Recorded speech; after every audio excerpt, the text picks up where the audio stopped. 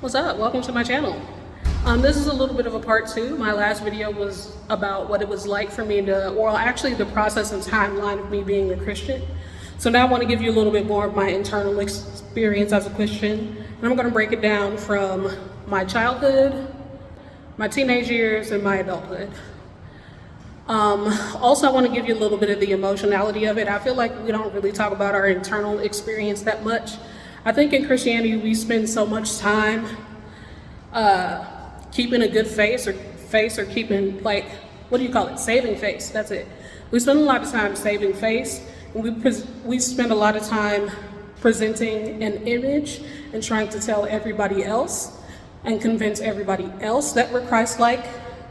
But in order to do that, we have to hide or suppress who we actually are and how we actually feel. So I kind of want to touch on that.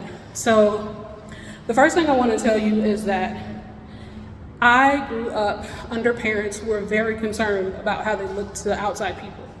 So that is also part of the church. My mom brought us up in a church where you dressed up. I don't know if it was some kind of respect thing for God to look good or whatever, but I went to church every Sunday watching my mom be one person at home and be a very different person at church. And what I mean by that was, Mom, she was still religious at home, but when she went to church, she was more lively, she acted out a lot, she gossiped a lot, etc. But she was like not so bright at home. She was a little more critical, absent, etc. And my mom was the one who got us into church, right? So my mom was modeling that you can do whatever you want at home, but when you go to church, you need to be a Christian. So that already kind of sets you up for a split in your personality, right? It already kind of sets you up to do your dirt in the dark. You know what I mean? Because, you know, my mom had a pretty significant vice. And I don't think anybody at the church knew that she had this vice, but us at home, we knew. She had an addiction. And don't worry, it wasn't like a drug addiction. Not that any addiction is a good one. But my mom had an addiction, and her church people didn't know about it. My mom could be nasty, and the church people never saw that. Yeah. Church saw the best of my mom, and we saw the worst. So anyway, that already modeled to me that the worst of you is kept quiet and the best of you is presented to other people. So I didn't really consciously pick that up as a kid. When I was a kid, I did not care. Church is boring, I didn't want to be there. Internally, I felt dread going to church. I knew I was going to go to a place I didn't want to be. I knew I was going to be surrounded by people who were judging me. And I knew I was going to be bored. I knew I was going to be bored. I can't even explain why it felt like church wasn't a good place to go. I mean, honestly, I hated having my Sunday interrupted. My weekend, a part of my weekend missing to accommodate church, as I said in the last video. Emotionally, as a child, I was always like anxious to go to church. One of the reasons I was anxious is because I couldn't control my mom. Like I said in the last video, she was always late. And then we would always be the center of attention for being late. And I don't like negative attention, and I never have. Because in our household, my mom had given me a little bit of positive attention, like she complimented my eye color. But, you know, she was critical of everything else. So I was used to negative attention, and I did not like it. So getting negative attention from church like stressed me out. I used to worry because we would all be dressed, like I said before in the last video, we would all be dressed and my mom would still be in bed. And here we are, these kids trying to wake her up and get her ready for church. You know what I mean? So that part worried me and stressed me out. But then I also dreaded going to church because I can't even explain it to you, but I just felt like these weren't my people. One, they were all adults. Two, they always gossiped, and honestly, to me, it felt fake. Even as a child, it felt fake. Because not only was my mom being fake, You know what I mean? Because this is not how she is at home. But when she got to church, you have all of these women, mostly women, calling each other sister and hugging each other. And it all felt kind of like a performance. It all kind of felt like a show. So that rubbed me wrong. Like, I didn't associate with those people if I didn't have to. I didn't talk to those people if I didn't have to. Again, I'm a kid. Everybody else is mostly an adult. And if they weren't in my family, I didn't talk to them. So I spent my time running around the parking lot, playing on the steps, playing in the basement with the other kids, and avoiding what my mom was doing until it was time to go. So as far as being a Christian, of course I didn't understand any of the messages. Of course it didn't make any sense to me. I learned later that Christianity can be an intellectual game. It's all about convincing yourself that the Bible was true and then reinforcing the beliefs about the Bible, repeating them over and over again until you believe them. That is what church is for. Repetition, to remember and then believe. So as a kid, didn't really care. I didn't like the experience. So fast forward to being a tween, almost a teenager, 12, 13 years old, and sex enters the picture. I do want you to know that sex plays a huge role in my journey as a Christian, because number one, I had a church that was big on anti-fornication. Anti-fornication. My church was very big on talking about not having sex. Now, we all know that puberty is a thing, right? My story is a little bit longer than this, but I will tell you that I was introduced to sex before puberty. Yeah, I don't want to go into that, but I will say it continued up until I became a teenager. And then once I became a teenager, everything I experienced before puberty, 100 times stronger. Any feelings, any desires, any of that, 100 times stronger. So as a Christian, now I'm needing to connect some dots. Since my church was huge on not fornicating, I was actually starting to take in those messages, and I was actually starting to believe, if sex before marriage is bad, I need to put a lot of effort into not doing it. So I did exactly that. And I did it in a very strange way. It's funny what you will do. It's funny the mental gymnastics you will do to adhere to a certain belief. So here's the ones that I did. As a teenager, I started to understand the message. Therefore, I started to believe the message. And mostly what I believed was my body had urges, and those urges were wrong. It is wrong to be of the flesh. So that was the first thing I learned. The second thing I learned was that sex was bad before marriage. Everybody's heard that one. So what I did to deal with those things and to combat those urges was people didn't have bodies under their clothes.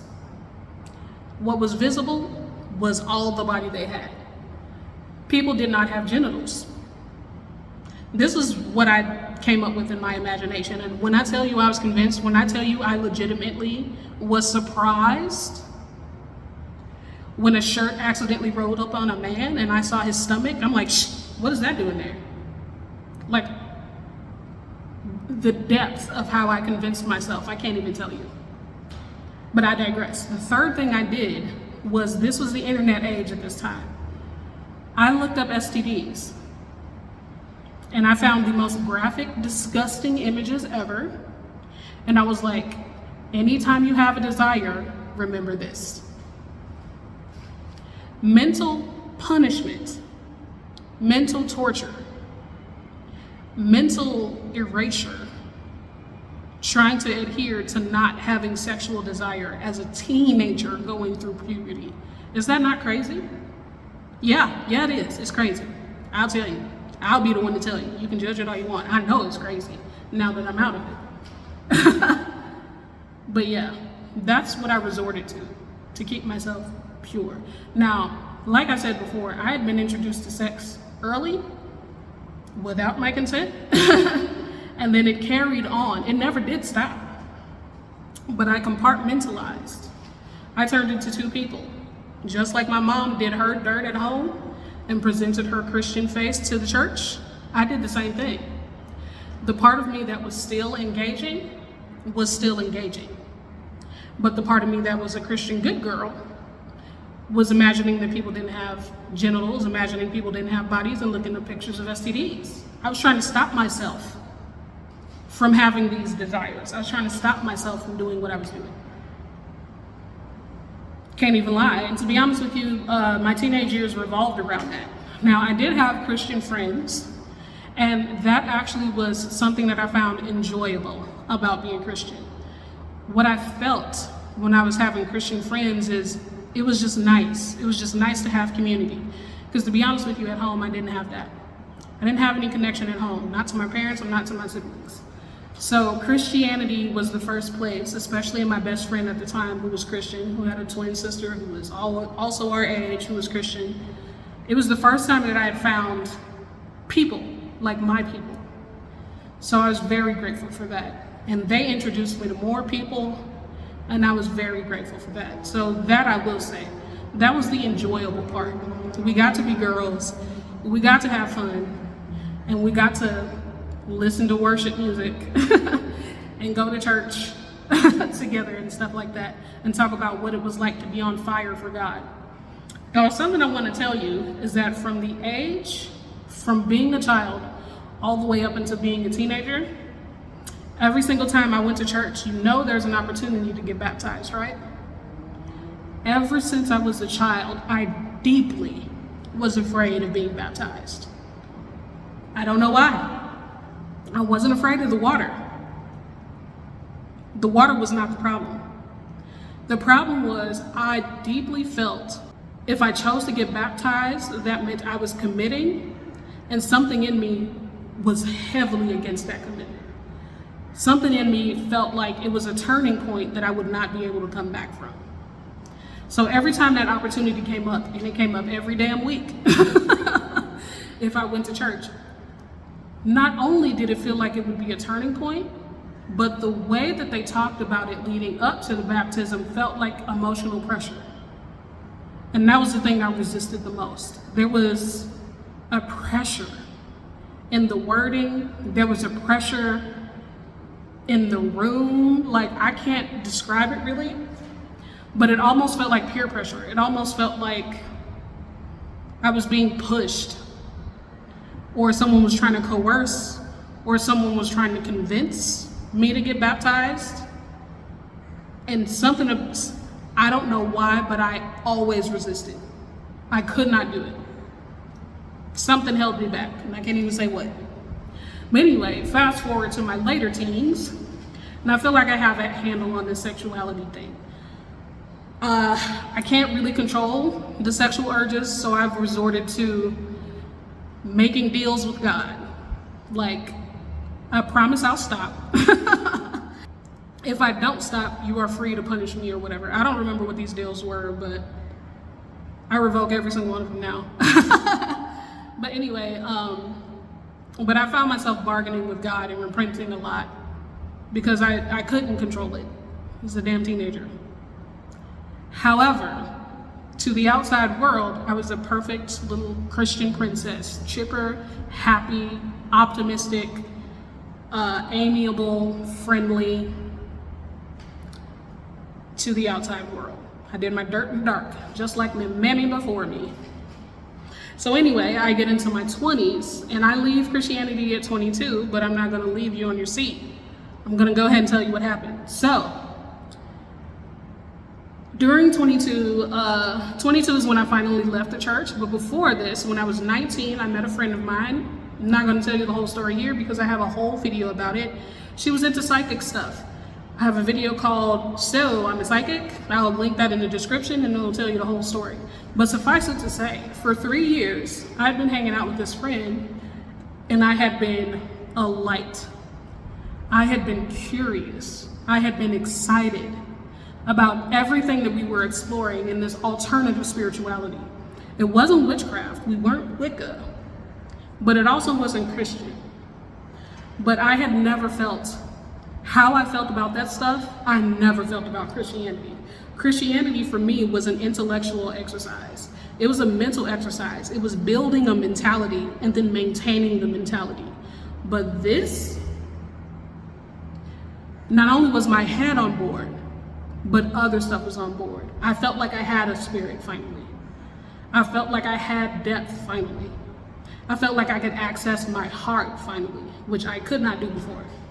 When I was Christian, I had no empathy because in Christianity it's black and white. These are the rules.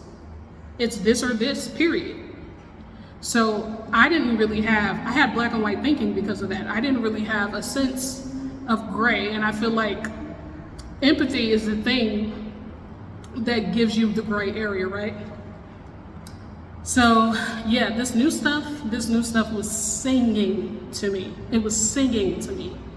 So just like I said in that video, you can check it out. I asked God what's up, and God was like, didn't say it in words, said it in feelings and a life review, that the path that I was going on away from Christianity, it had always been leading up to this point. So anyway, that was that. But to be honest with you, before I did that, I was very conflicted. This is a belief system that I held my entire life. And of course, I was afraid that I was going to go to hell if I didn't adhere to this religion, as I was taught that. I was taught that anybody who's not a Christian goes to hell. And at the time, I still believed in hell. You know what I mean? So I was scared, to be honest. I had always had this belief system in my life, and I didn't know what life was going to be after leaving this belief system. I didn't know that belief outside of the religion was possible. I didn't know spirituality outside of the religion was possible. Of course, I'd heard of other religions, but that shit was basically a fairy tale to me. You know what I mean? So anyway, I left the church. I decided there and then in that moment when I felt that feeling and saw that life review, since it was always leading to this and I'm in the right place at the right time, I'm gonna go forward with this. And even though I was scared and even though I was worried, honestly, it was the best decision I ever made. I feel free where I did not feel free before. The relief of not being paranoid that someone is always watching and judging me. Thanks. I like that. I like that, to be totally honest. I don't have to guard my sexuality so hard. I don't have to feel so guilty for being sexual, not acting on it, but just being sexual, having sexual urges, having a sex drive, finding other people sexually attractive. I don't have to feel guilty about that anymore. Feeling like the urges of my body, the natural rhythms of my body are evil, I don't have to feel like that. And it's freeing to not have to go to a place every week that I don't want to be.